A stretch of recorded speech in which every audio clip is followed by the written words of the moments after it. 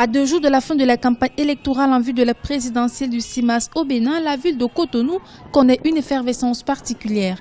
La guerre des affichages n'échappe à aucun candidat dans la capitale économique Cotonou. De même, les regroupements populaires lors des meetings attirent de plus en plus les populations. Il n'est pas question de rater le passage d'un candidat dans sa localité. Entre foule et électeurs, les candidats les plus offrants sont ceux qui rassemblent le plus de monde.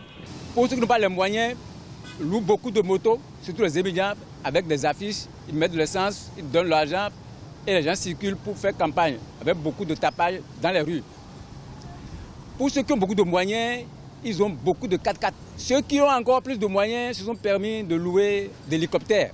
L'autre particularité de cette campagne électorale au Bénin est la participation massive des mototaxis appelés Zemindia. Ces conducteurs d'engins à 2 roues ne manquent pas d'être sollicités par les candidats, soit pour encadrer leur cortège, soit pour meubler les différentes caravanes bruyantes dans les rues de Cotonou.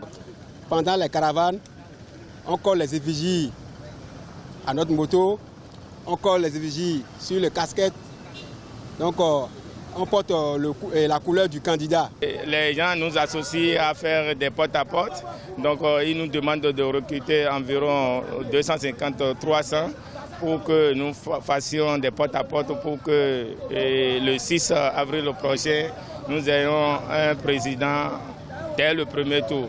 La campagne électorale au Bénin s'achève le vendredi 4 mars à minuit. L'heure est à la remobilisation des troupes dans les états-majors des candidats.